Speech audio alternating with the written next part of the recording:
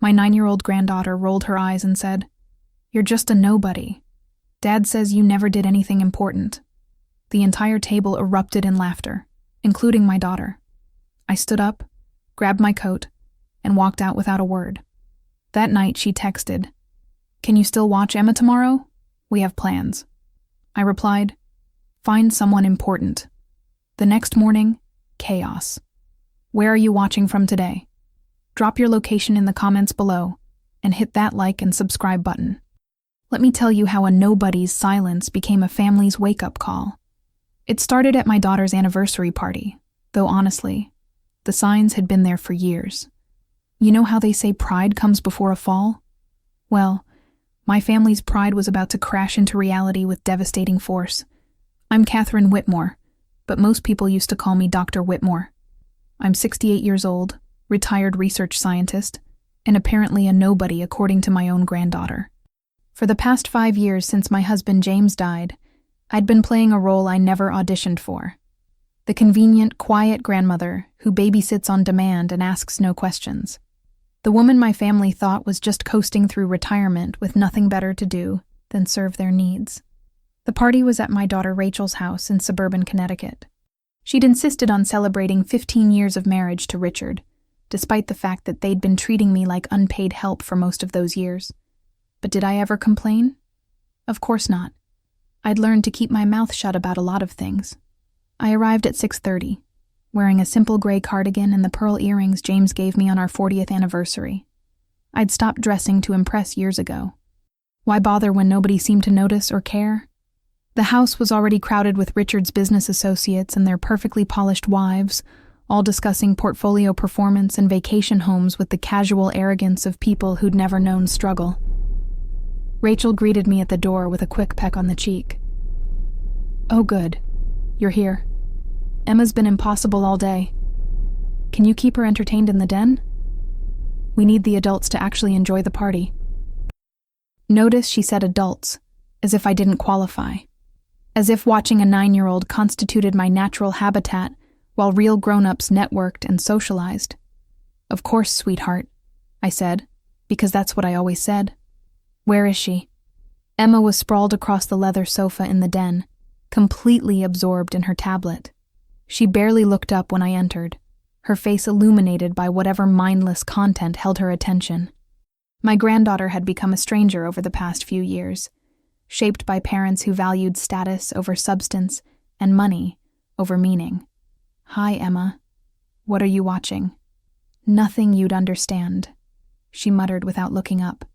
I sat in the chair across from her and picked up a magazine, content to provide my assigned supervisory presence while she ignored me. This had become our routine. I existed in her life as a convenience, not a person. Just like I existed in Rachel's life as free childcare, not as a mother with her own history and value. The trouble started when Richard's business partner, Donald, wandered into the den with his wife, Patricia. They were the kind of couple who dominated every room they entered, loud voices and bigger opinions. Donald was already on his 3rd scotch, his face flushed with alcohol and self-importance.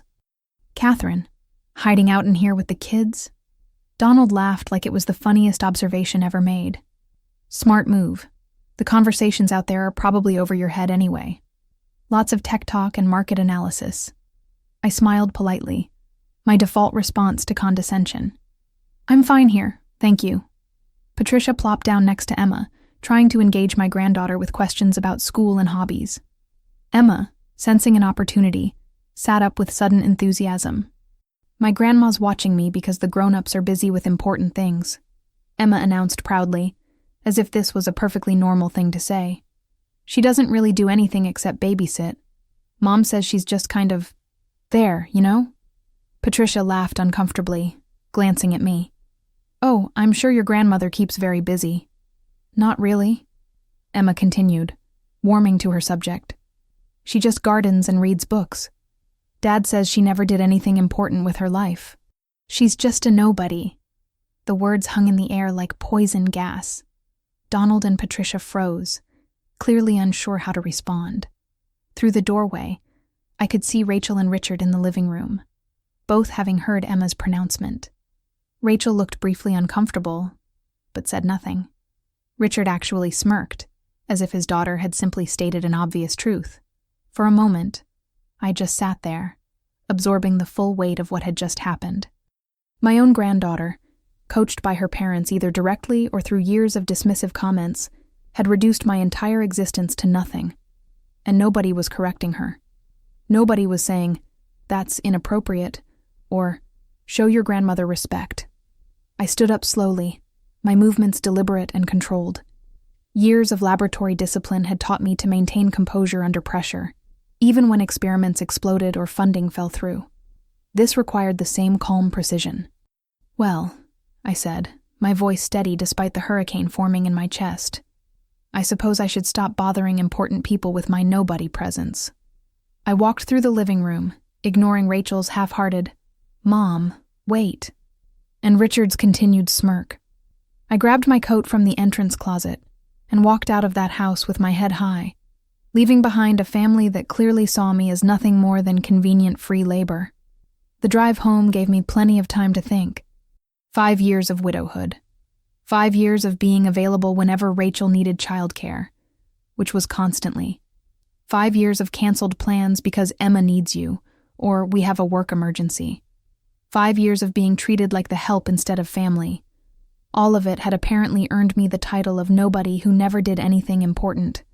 The irony was so thick I almost laughed. Almost. That night around 10, my phone buzzed with a text from Rachel. The message was brief and telling. "Can you still watch Emma tomorrow? Richard and I have the fundraiser at the Rothschild estate. You know Emma won't behave with regular sitters." I stared at that text for a long time. No apology for Emma's behavior. No acknowledgement of how humiliating the evening had been. Just an expectation that I'd continue my role as convenient nobody who existed to serve their needs. My response was even briefer. "Find someone important." I turned off my phone and went to bed, sleeping better than I had in months. Sometimes the most powerful response to being underestimated is simply refusing to explain yourself. But that was just the beginning of their education in consequences. The next morning brought 14 missed calls and 37 text messages. I made my coffee, fed my cat Newton, named after the scientist naturally, and read every single panicked message while enjoying my toast with blackberry preserves. "Mom, please call back," read one from Rachel. "There's been a misunderstanding," read another. "Grandma, I'm sorry," from Emma, obviously typed by Rachel. The fundraiser at the Rothschild estate was apparently crucial for Richard's business networking. It was a black tie event requiring both parents to attend for several hours. Without my free babysitting, they'd have to pay premium rates for a Saturday evening sitter, assuming they could even find one on such short notice. And Emma, as Rachel had so helpfully noted, had developed a reputation for being difficult with hired help. The coffee was particularly good that morning. Colombian medium roast, the expensive organic kind I usually saved for special occasions. But watching my family panic over their own thoughtlessness felt special enough to warrant the good coffee. At 9:45, my doorbell rang. Through the window, I could see Rachel's Mercedes in my driveway. She stood on my front porch wearing yoga pants and a desperate expression, looking exactly like she had when she was 16 and needed me to fix some crisis she'd created. "Morning, dear," I said, opening the door with a pleasant smile. "You're up early for a Saturday." "Mom, what's going on? Why aren't you answering your phone?" She pushed past me into my living room, clearly expecting our usual routine where I immediately apologized for whatever had upset her. Instead, I closed the door and waited. "The fundraiser is tonight. You know that. You've known for weeks."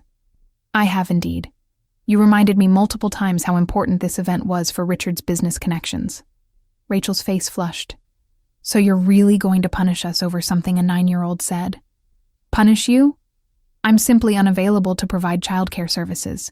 Surely someone as important as yourself and Richard can figure out alternative arrangements." "Mom, you're being ridiculous. Emma didn't mean anything by it. Kids say thoughtless things." I settled into my armchair, the one James used to claim was more comfortable than any throne. "Rachel, let me ask you something. When Emma called me a nobody who never did anything important, why didn't you correct her? She's 9. She doesn't understand. She understands exactly what she's been taught. And Richard found it amusing enough to smirk about it. So clearly, this is the family perspective. I'm just a convenient nobody who exists to serve your needs. That's not true, isn't it? When was the last time you asked about my life, my interests, my plans? When did you last treat me as a person rather than free childcare? Rachel opened her mouth and closed it again, unable to answer. Here's what's going to happen, I said calmly. I will no longer be available for last-minute babysitting. I will no longer cancel my plans to accommodate your schedule. I will no longer accept being treated as if my time and life have no value. But Mom, we need you tonight. Then perhaps you should have considered that before allowing your daughter to insult me while you and Richard silently agreed. The sheer audacity of her surprise left me momentarily speechless. She genuinely couldn't understand why being called a nobody might make me less eager to provide free services. Rachel, I said slowly, I'm going to say this once, so listen carefully. I will never again be your on-call babysitter. Not tonight, not tomorrow, not ever.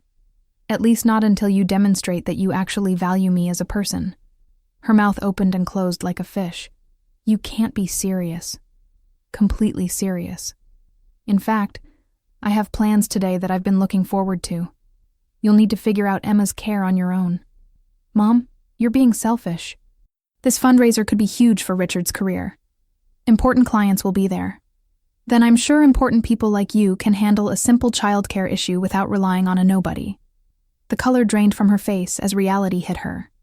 Without my constant availability, their carefully constructed social life would require actual planning and expense. The taken-for-granted convenience was about to disappear. Fine, she said, her voice tight with anger. But don't expect me to come running next time you need help with something. What exactly do you think I need help with? I asked, genuinely curious. She had no answer, because she'd never bothered to know. After she left, I called my friend Eleanor, a fellow retired scientist, and confirmed our plans for the afternoon. If my family thought I just sat around waiting to serve them, they were about to discover how wrong they'd been. That evening, while Rachel and Richard scrambled to find emergency childcare and probably missed their precious fundraiser, I attended a fascinating lecture at Yale on breakthrough developments in molecular biology. The speaker even acknowledged me during the Q&A session, noting my presence and thanking me for my past contributions to the field. Funny how a nobody can still be recognized by people who actually matter. The voicemail from Rachel that night was predictably furious. They'd missed the fundraiser entirely because Emma had thrown such a tantrum with the emergency sitter that Richard had to come home early. Apparently, this was somehow my fault for being stubborn and vindictive. I deleted the message without responding. The weekend brought more angry calls and texts, all with the same theme. I was being unreasonable, selfish, and cruel.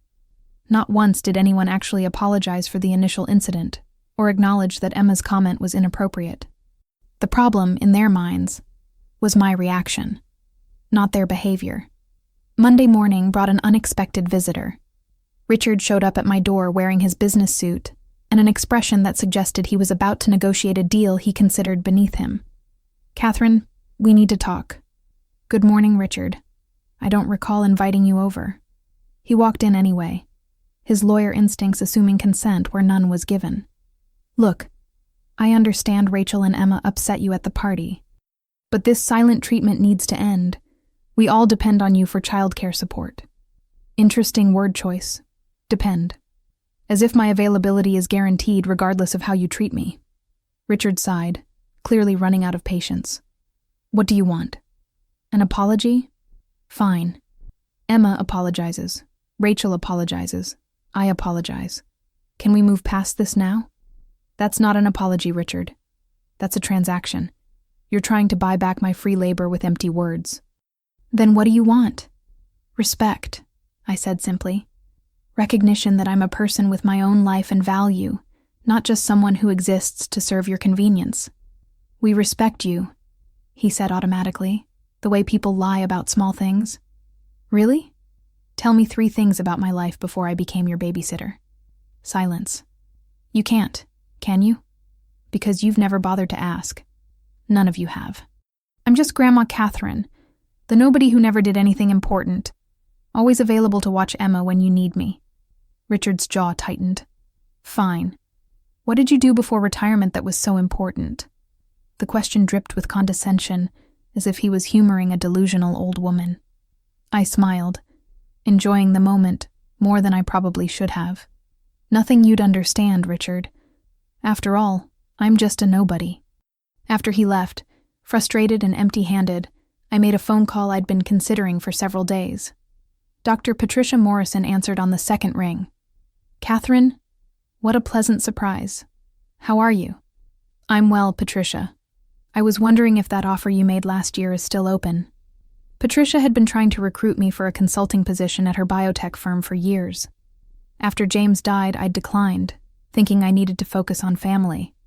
Now I realized family hadn't actually wanted my focus, just my availability. The consulting position? Absolutely. We'd be thrilled to have you back in the field. When can you start? How about next week? As I hung up the phone, I felt something I hadn't experienced in years. Excitement about my own future, rather than anxiety about everyone else's needs.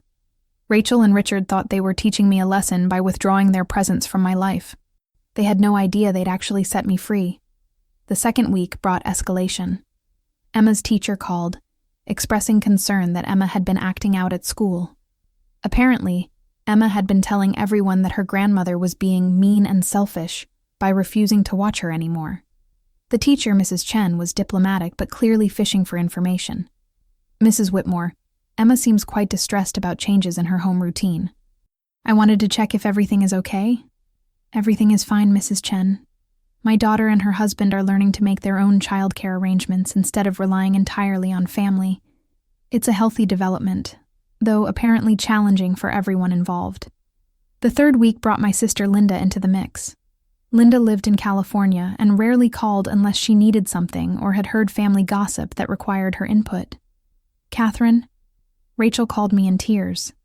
What on earth is going on? Rachel's upset because I'm no longer available to provide unlimited free babysitting on demand. But she's your daughter. Emma's your granddaughter. Family helps family. Interesting how that logic only flows one direction, Linda. When did Rachel last help me with anything? When did she last even ask if I needed anything? Well, she's busy. She has a child and a husband, and I had a career spanning 40 years that apparently nobody remembers or cares about. Tell me, Linda, do you know what I did before retirement? Silence. That's what I thought. Nobody bothered to remember because it was easier to see me as just Grandma, the convenient nobody who exists to serve everyone else's needs. But the real surprise came during week 4 when Rachel showed up with Emma, both of them looking suspiciously rehearsed. Mom, Emma has something to say to you.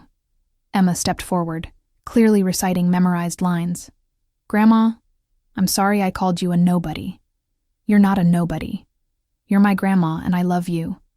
I looked at this child, raised by parents who valued appearance over authenticity, and felt profound sadness.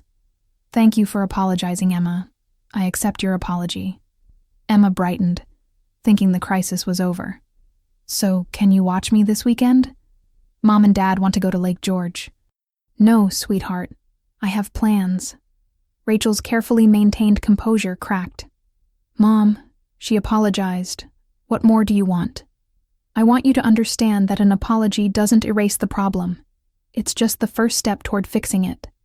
And in this case, the problem isn't Emma's words. It's the family culture that taught her those words in the first place. This is insane.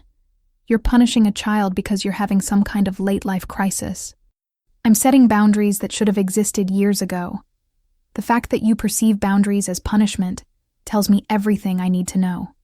After they left, I sat in James's old chair and thought about the man who'd always encouraged me to value myself as much as I valued others. He'd known me as Dr. Catherine Whitmore, renowned researcher whose work on cellular regeneration had contributed to multiple medical breakthroughs. He'd understood that my identity wasn't defined by my role as mother or grandmother, but by my contributions to science and society. James would have been horrified by how small I'd allowed my life to become, how I'd hidden my accomplishments, and diminished my value to fit my family's limited perception of who I was supposed to be. The following week, I started my consulting work at Morrison Biotech. Walking into a laboratory again felt like coming home after a long, disorienting exile. The equipment had advanced, the techniques had evolved, but the fundamental pursuit of knowledge remained unchanged. "Dr. Whitmore, we're so glad you're back," said Patricia during my first day. "Your insights on the protein folding project would be invaluable.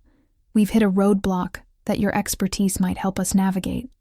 Being valued for my actual skills, rather than my availability for childcare, felt revolutionary. Being called Dr. Whitmore instead of just Mom or Grandma reminded me that I was a person with achievements that mattered beyond my family relationships. The work was engaging, challenging, and deeply fulfilling. Within 3 weeks, I was contributing to research that could potentially revolutionize treatment for degenerative diseases. My nothing life as a nobody suddenly looked a lot like meaningful contribution to human knowledge and welfare. Meanwhile, Rachel and Richard's situation was deteriorating. Richard's firm had a major client presentation, and Rachel had an important gallery opening for her amateur photography hobby. Neither could find reliable childcare for Emma, who'd apparently developed a reputation for being extremely difficult with hired sitters. The techs became increasingly desperate. "Mom, please, just this once. We'll pay you. Emma really misses you. You're being incredibly selfish." I responded to none of them. My consulting work demanded focus, and I'd rediscovered the joy of being intellectually challenged rather than domestically exploited. The breakthrough came 6 weeks after the anniversary party. I was presenting findings to Morrison Biotech's board of directors when my phone buzzed with an emergency call from Rachel's number. I ignored it, as the presentation was critical. The phone buzzed again, and again. During the break, I checked my messages. Emma had been in a minor car accident. Nothing serious. But Rachel and Richard were both unreachable at work, and the school needed a guardian to pick her up. I called the school back. "This is Dr. Catherine Whitmore. I'm Emma Patterson's grandmother. What's her status?" "Dr. Whitmore? Oh my goodness, I didn't realize. Emma's fine, just shaken up. The school bus was rear-ended at a stoplight. We've been trying to reach her parents, but no one's answering. I'm in the middle of an important meeting, but I can be there in 40 minutes. Is that acceptable?" "Of course, Dr. Whitmore. Take your time." I finished my presentation, received enthusiastic approval from the board, and then drove to Emma's school. When I arrived, the principal herself came out to meet me. "Dr. Whitmore, it's an honor. I had no idea Emma's grandmother was the Dr. Whitmore.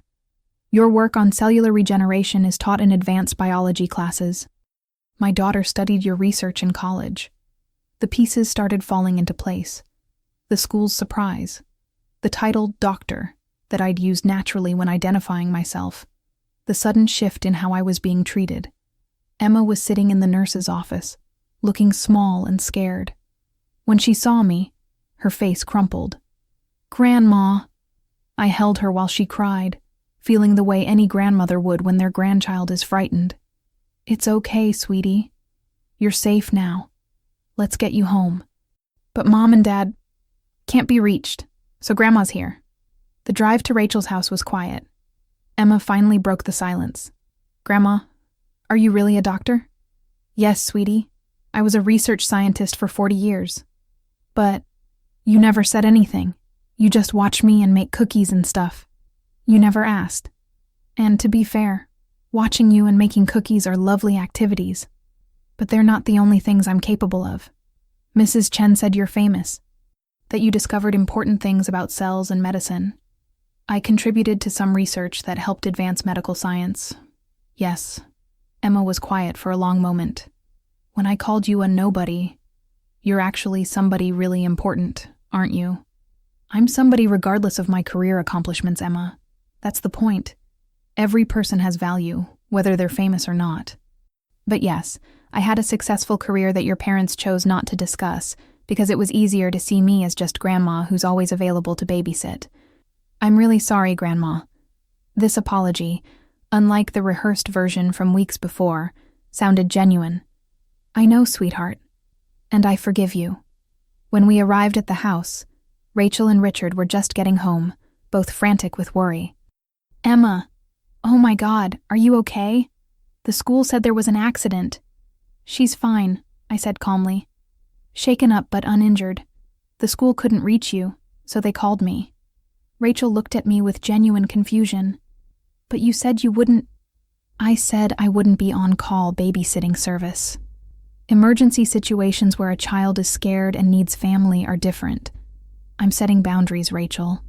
Not abandoning my granddaughter. Richard looked uncomfortable. Emma's principal called me after you left. She was very impressed to meet you. Said something about your research being groundbreaking. Did she? Catherine. Richard's voice was carefully controlled. Why didn't you ever mention you were some kind of famous scientist? You never asked. And I'm not famous, Richard. I'm simply someone who spent 40 years contributing to my field before retiring. But that didn't fit the narrative of me being a nobody who never did anything important. So I suppose it was easier not to mention. The words hung in the air like an indictment. Rachel's face went pale. Mom, I never said. You didn't correct Emma when she said it. And Richard smirked like it was amusing. So clearly, on some level, that's what you both believed.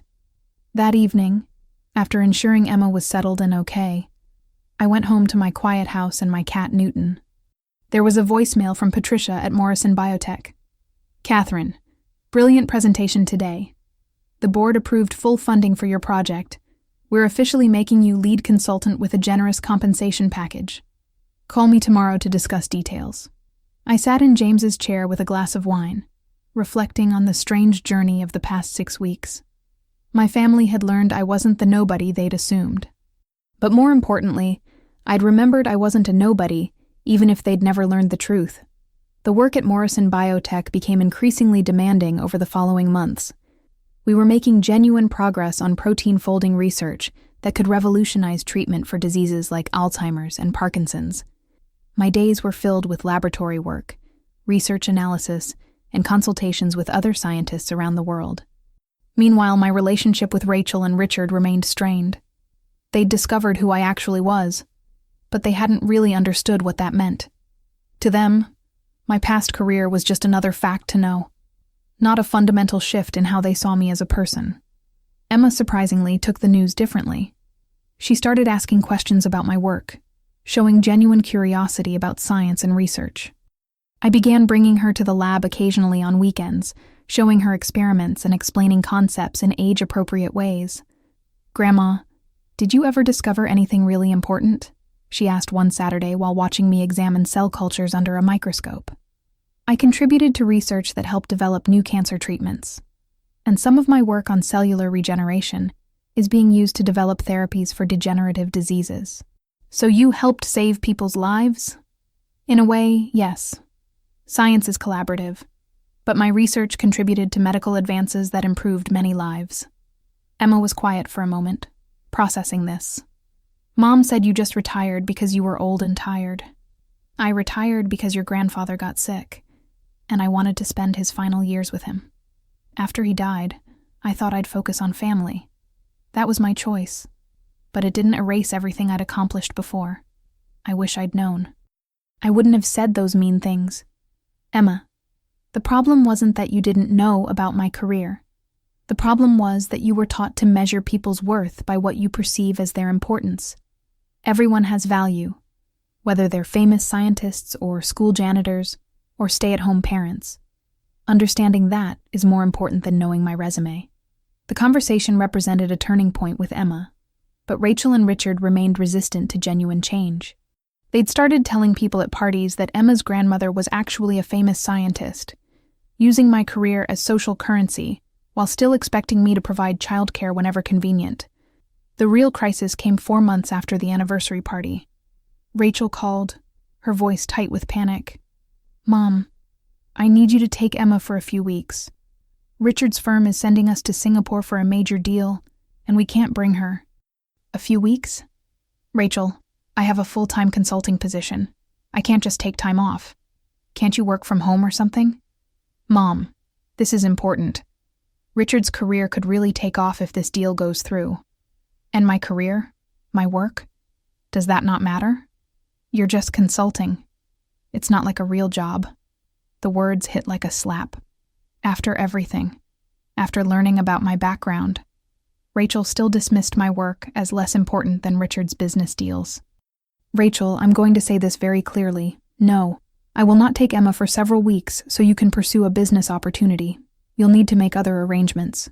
But Mom, this conversation is over. What happened next was perhaps predictable. Rachel and Richard couldn't find anyone willing to care for Emma for several weeks. They ended up hiring a full-time nanny at considerable expense, someone who wouldn't tolerate Emma's behavioral issues and who cost nearly $3,000 per week. The Singapore deal apparently fell through because Richard was distracted by childcare logistics and family problems. He blamed me, of course, sending an email detailing how my selfishness had cost his firm a major contract. I forwarded the email to my attorney with a simple note: for documentation purposes. The situation reached a breaking point 6 months after the anniversary party. I received a registered letter from an attorney representing Rachel and Richard. They were suing me for grandparent alienation and demanding that I fulfill my familial obligations to provide childcare. I stared at the legal documents in disbelief. They were actually trying to legally compel me to babysit. My attorney, Helen Rodriguez, nearly laughed when I showed her the papers. This is one of the most absurd things I've seen in 30 years of practice. Grandparents have no legal obligation to provide childcare. This lawsuit is frivolous. Can they actually take me to court over this? They can file anything they want, but they won't win. In fact, this might backfire on them spectacularly. May I suggest a countersuit? For what? Harassment, defamation if they've been spreading negative stories about you, and potentially elder abuse for trying to manipulate you through legal intimidation. Plus, we can introduce evidence showing their pattern of exploitation and disrespect. The idea of suing my own daughter made me sick. But Helen had a point. This wasn't just about me anymore. It was about establishing clear boundaries and consequences for people who thought they could legally force family members into servitude. Let's respond appropriately to their filing, I told Helen. But I don't want to file a countersuit unless they escalate further. The court hearing was scheduled for a Thursday morning in October. I arrived with Helen, carrying a briefcase full of documentation, emails demanding childcare, texts showing their dismissive attitude, the recording from Emma's school where the principal discussed my credentials, and Richard's email blaming me for his business failures. Rachel and Richard arrived with their attorney, a young man named Bradley, who looked uncomfortable with the entire proceeding. They sat across the courtroom, whispering urgently. Rachel kept glancing at me with an expression that mixed anger, hurt, and confusion. The judge, Honorable Michael Peterson, was a man in his 60s with gray hair and a no-nonsense demeanor. He reviewed the petitions with visible skepticism. Let me make sure I understand this correctly, Judge Peterson said, looking at Rachel and Richard's attorney. Your clients are suing Mrs. Whitmore because she refuses to provide free childcare services? Your Honor, this is about familial obligations and the welfare of a child who has been alienated from her grandmother, Bradley explained, reading from his notes. Alienated? Mrs. Whitmore picked the child up from school after an accident when the parents couldn't be reached. She's maintained appropriate boundaries while still being available for actual emergencies. That's not alienation, Counselor. Bradley shuffled his papers. Your Honor, Mrs. Whitmore's refusal to help with childcare has caused significant hardship for our clients, including financial stress and professional setbacks. Professional setbacks? Judge Peterson looked skeptical. Are you arguing that Mrs. Whitmore is responsible for your client's career management? The sudden withdrawal of reliable childcare that they'd counted on for years. You mean free childcare that Mrs. Whitmore was providing voluntarily? Helen interrupted. At no point did my client sign any agreement or accept any obligation to provide childcare services. Judge Peterson turned to Rachel and Richard. Why don't you explain to me, in your own words, why you believe your mother should be legally required to watch your daughter? Rachel stood up, clearly emotional. Your Honor, my mother used to be so involved with Emma. She was always available when we needed her. After my father died, family became everything to her. Or so I thought. Then suddenly she just stopped. She refused to help us, even when we really needed her. She's been cold and distant, and Emma doesn't understand why Grandma doesn't love her anymore. Is that true, Mrs. Whitmore? That you don't love your granddaughter? I stood up calmly, Your Honor, I love Emma very much. That's why I've been teaching her that people have value beyond their usefulness to others. That's a lesson her parents apparently never learned. Can you elaborate? At my daughter's anniversary party 6 months ago, Emma called me a nobody who never did anything important. She'd clearly learned this perspective from her parents. Rather than correct her, my daughter and her husband found it amusing. That was the moment I realized I'd allowed myself to become defined entirely by my availability to serve their needs. Helen stood up. Your Honor, may I present some context? Mrs. Whitmore is Dr. Catherine Whitmore, a renowned research scientist who spent 40 years contributing to medical research. She holds multiple patents, has published over 60 peer-reviewed papers, and her work on cellular regeneration has been instrumental in developing new cancer treatments. Rachel's face went pale. Richard looked confused, as if this information didn't compute. Helen continued. After her husband's death, Dr. Whitmore chose to focus on family rather than her career. She provided free childcare multiple times per week, canceled her own plans repeatedly to accommodate her daughter's schedule, and allowed her considerable accomplishments to be forgotten. When she finally set boundaries after being insulted at a family gathering, her daughter and son-in-law filed this frivolous lawsuit. Judge Peterson looked at the documents Helen had submitted. It says here that Dr. Whitmore is currently working as lead consultant at Morrison Biotech, leading groundbreaking research on neurodegenerative diseases. Is this correct? Yes, Your Honor. So, while your daughter was suing you for not providing childcare, you were working on research that could potentially cure Alzheimer's and Parkinson's? That's an oversimplification of the research, but essentially, yes. Judge Peterson looked at Rachel and Richard with barely concealed disgust. Let me make sure I understand this. You had a world-renowned scientist providing free childcare for years. When she set reasonable boundaries and returned to meaningful work, you sued her. Have I got that right? Richard stood up. Your Honor, we didn't know about her career. She never mentioned it. Did you ever ask? Judge Peterson's question hung in the air. Silence. Counselor, Judge Peterson said to Bradley, this lawsuit is dismissed with prejudice. Furthermore, I'm sanctioning your clients for filing a frivolous claim and wasting this court's time. Mrs. Whitmore, do you wish to pursue any counterclaims? I looked at my daughter, seeing genuine shock on her face for the first time. No, Your Honor. I simply want to be left alone to live my life and do my work. So ordered. The gavel fell with finality. Outside the courthouse, Rachel approached me while Richard conferred with their attorney. Mom, I didn't know. About your research, your career, any of it. Why didn't you tell me? Rachel, you're 41 years old. At what point in your adult life did you ask about mine? Did you ever wonder what I did for 40 years before retiring? Did you care about my life beyond how I could serve yours? I thought you were just a teacher or something. You never corrected me. You thought, you assumed, you never actually asked.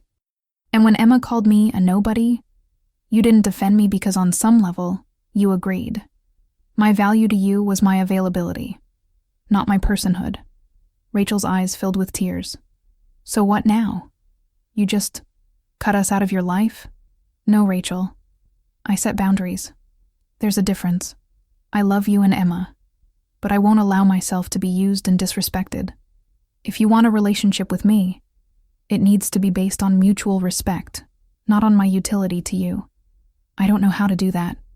Then figure it out. You're an intelligent woman when you choose to be. Start by getting to know who I actually am, not who you assumed I was. I walked to my car, leaving Rachel standing on the courthouse steps. Helen Rodriguez walked with me, carrying her briefcase full of evidence we hadn't needed to use. You know, Helen said, most people in your situation would have fought harder, would have wanted to make them pay for their disrespect. I already won, Helen. I got my life back. Making them suffer would just tie me to their drama indefinitely. This way, the door's open if they ever choose to walk through it with genuine respect. But I'm not waiting around for them to figure it out. The months following the courthouse dismissed lawsuit brought unexpected changes. The story somehow leaked to local media. I suspected Emma's school principal, who'd been so impressed by my background. Within 2 weeks, I was fielding interview requests about the famous scientist grandmother who'd been treated like hired help. I declined most of them. Public humiliation wasn't the point. But I did accept an invitation to speak at Emma's school during their career day. The auditorium was packed with students, teachers, and parents. Emma sat in the front row, looking nervous and proud simultaneously. I spotted Rachel and Richard in the back, having been invited by the school administration. "Good morning," I began. "My name is Dr. Catherine Whitmore, and I'm here to talk to you about my career in scientific research." I spent the next 45 minutes describing my work in terms young people could understand. How cells work, why they sometimes malfunction, how understanding cellular processes can lead to new medicines, and what it's like to make discoveries that help people live healthier lives. The students asked thoughtful questions. Several wanted to know how I got interested in science. One girl asked if it was hard being a woman in science back when I started. A boy asked if I'd ever made any mistakes in my research. "I've made countless mistakes," I told him. "That's how science works. You form a hypothesis, test it, usually discover you're wrong, and then adjust your approach based on what you learned. Mistakes aren't failures, they're information." After the presentation, several parents approached me with questions, but Rachel and Richard hung back. Finally, as the auditorium emptied, they walked over. "That was incredible, Mom," Rachel said quietly. "I had no idea your work was so important. It's been important my entire career. You just never asked about it." Richard cleared his throat. "Dr. Whitmore, I owe you an apology. Several apologies, actually. I've been thinking a lot since the court hearing." "Oh? We treated you terribly. We used you, disrespected you, and then had the audacity to sue you when you set boundaries. I've been running my own entitled behavior through my head for months now, and I'm ashamed." I studied my son-in-law, trying to assess if this was genuine remorse or another manipulation. His body language suggested real discomfort, which was actually a good sign. "Richard, I appreciate the apology, but apologies are just words. What matters is whether behavior changes." "I know. That's why I've been seeing a therapist. Rachel, too. We're trying to understand why we felt so entitled to your time and energy without appreciating who you were as a person." Emma had been standing nearby, listening. She walked over and slipped her hand into mine. "Grandma, everyone at school thinks you're amazing. They keep asking me questions about your work, and I don't know the answers. Could you maybe teach me so I can understand what you do?" Something in my chest loosened.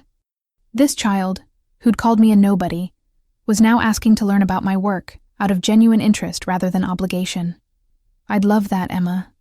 Over the following months, a fragile new relationship emerged with my daughter and her family. Rachel started asking about my work at Morrison Biotech, actually listening when I explained the challenges and breakthroughs. Richard stopped making assumptions about my availability and started treating me like a person with my own schedule and priorities. Emma became my unexpected apprentice. She started reading books about cells and biology, asking questions that showed real scientific thinking. I brought her to the lab occasionally, introducing her to my colleagues and showing her how real research worked. "Grandma," she asked one Saturday while watching me examine test results, "when I called you a nobody, did that really hurt your feelings?" "Yes, Emma. It hurt very much. But you didn't yell or get mean. You just stopped babysitting." "Why?" "Because yelling wouldn't have taught anyone anything. But natural consequences, your parents having to figure out their own childcare, dealing with the stress and expense, facing the reality that they'd been taking me for granted, those consequences created space for real change. Dad says you're the smartest person he knows. That's kind of him. But more importantly, he's learning to see me as a complete person, not just as free childcare." The real turning point came almost a year after the anniversary party. Morrison Biotech announced a major breakthrough in our research. We'd successfully identified a protein pathway that could potentially slow or stop the progression of Alzheimer's disease. The finding would require years of additional testing and research, but the initial results were extraordinary. The press conference was held at Yale Medical School. the room filled with journalists, medical professionals, and representatives from major pharmaceutical companies. Dr. Patricia Morrison presented the overall findings, then invited me to the podium to explain the specific research methodology. Dr. Whitmore, you've been working on cellular regeneration research for over 40 years. What made you return to active research after retirement? I paused, considering how to answer honestly. I'd taken a break from research to focus on family after my husband's death. But I realized that stepping away from meaningful work to serve other people's convenience wasn't actually helping anyone.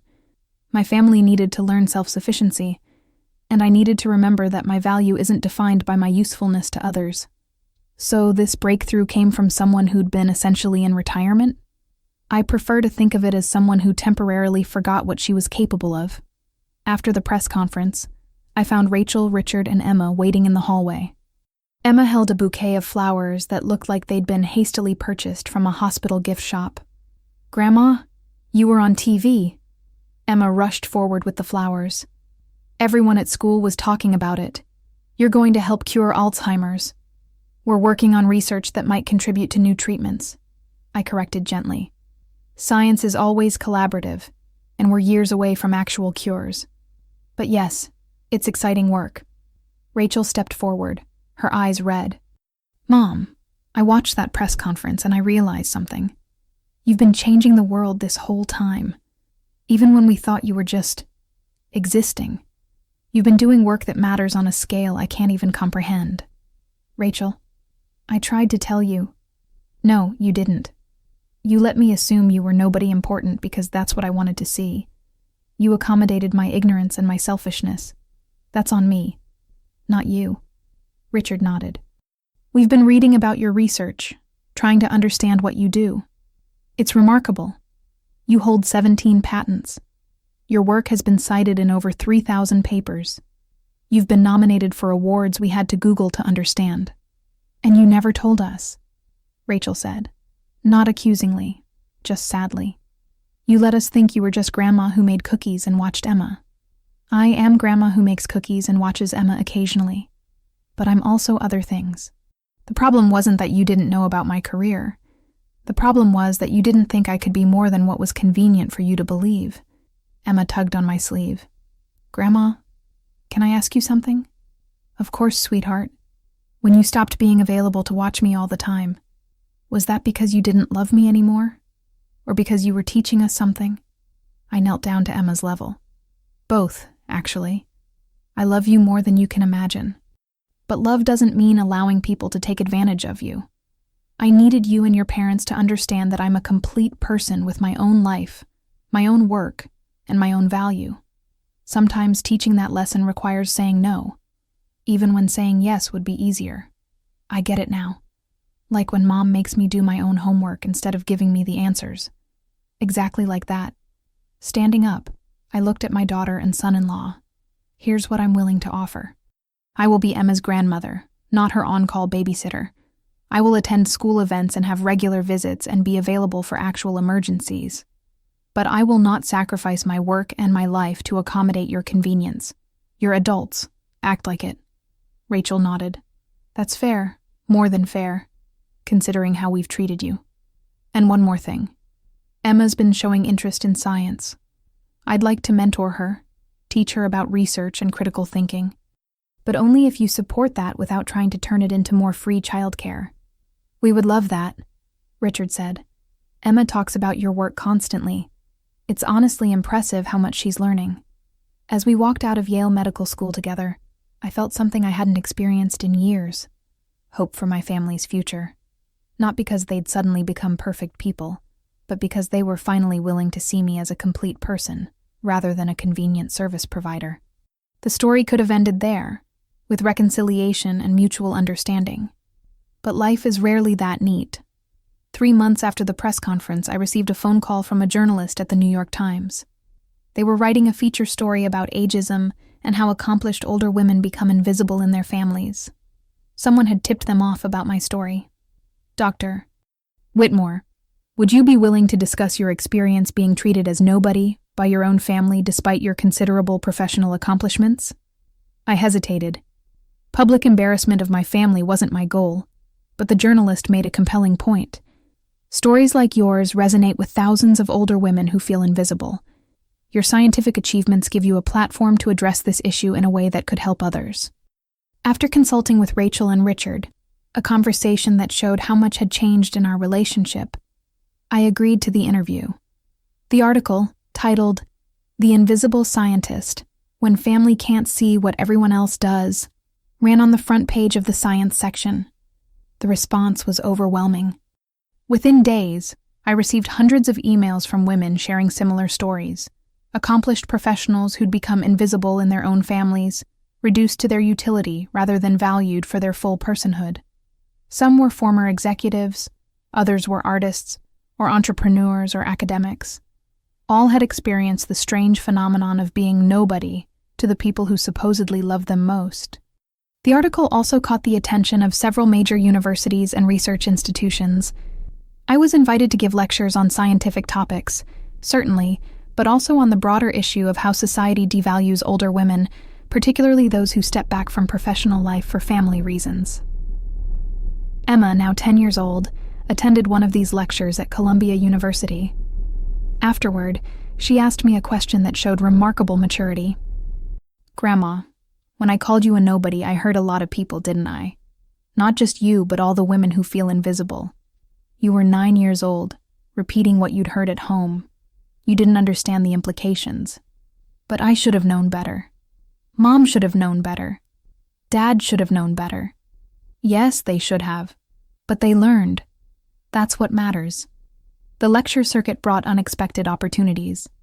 A major publishing house offered me a contract to write a book about my research career and the challenges of being a woman in science.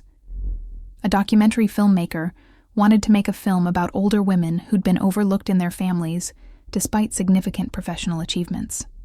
I accepted both projects, viewing them as ways to address issues that extended far beyond my personal experience. Rachel had mixed feelings about my growing public profile. "Mom, I'm proud of you. Really, I am.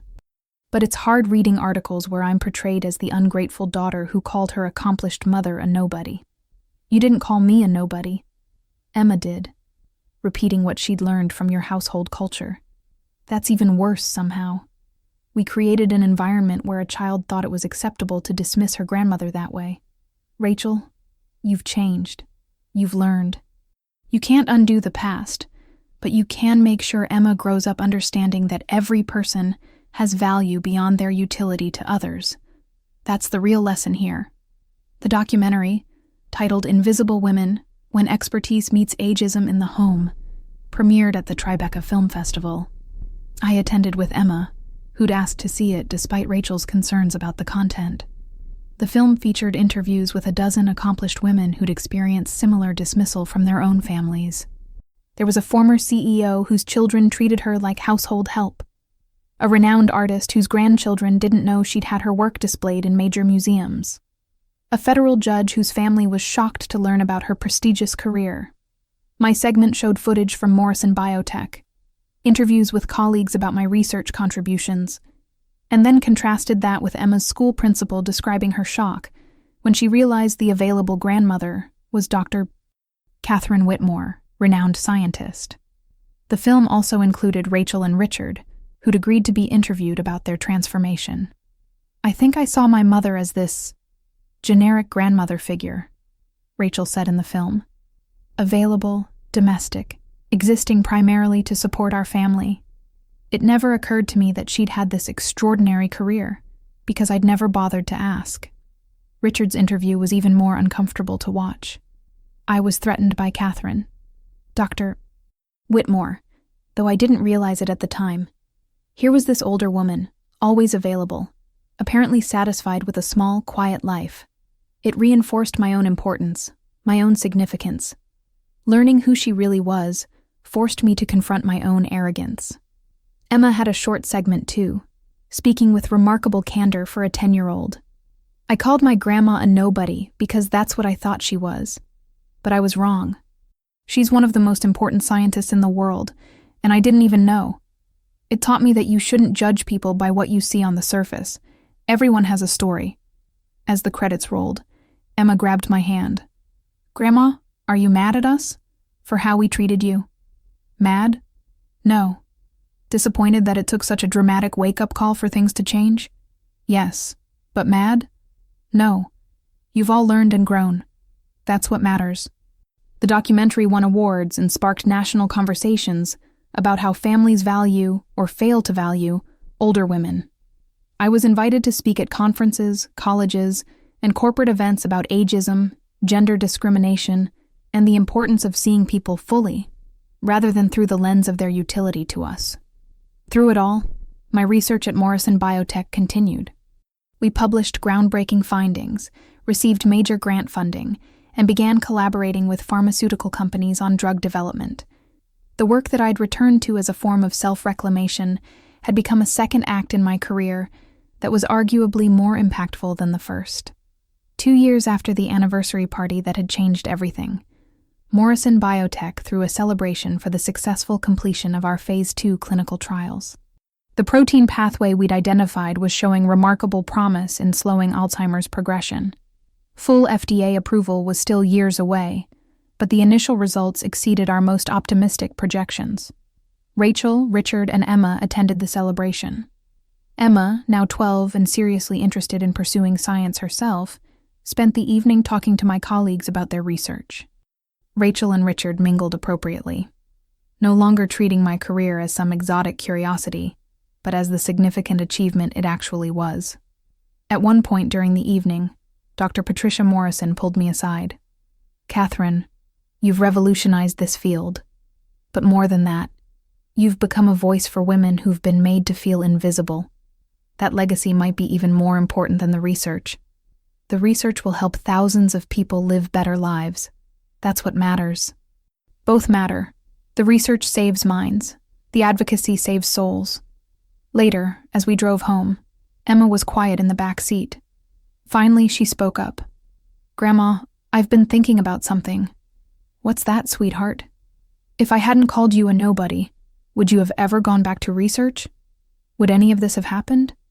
I considered the question carefully. Probably not exactly this way. But Emma, you can't credit yourself for positive outcomes that came from hurtful behavior.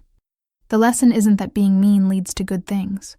The lesson is that sometimes people need wake-up calls to remember who they really are.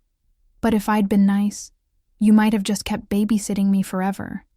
You might never have gone back to work. That's possible. But it would have been my choice, made consciously rather than from a place of feeling obligated and unappreciated. Rachel turned in the passenger seat. "Emma, Grandma changed her life because she finally valued herself enough to set boundaries. Not because you were cruel, but despite it. Don't confuse cause and effect." It was perhaps the most insightful thing Rachel had said in our entire relationship. She was finally understanding that my transformation wasn't about punishing them. It was about reclaiming myself. The book I'd written about my career and experiences, titled Beyond Invisible, A Scientist's Journey from Nobody to Somebody Who Always Was published 3 years after the anniversary party. It became an unexpected bestseller, resonating with women across generations who'd experienced similar dismissal. The book tour took me across the country, speaking to packed audiences about science, ageism, family dynamics, and the importance of maintaining identity beyond caretaking roles. Emma accompanied me to several events, proudly introducing herself as the granddaughter who learned her grandmother wasn't a nobody. At a book signing in Boston, an elderly woman approached with tears in her eyes. "Thank you," she said simply. "My family treats me like I'm invisible. Reading your story gave me the courage to set boundaries."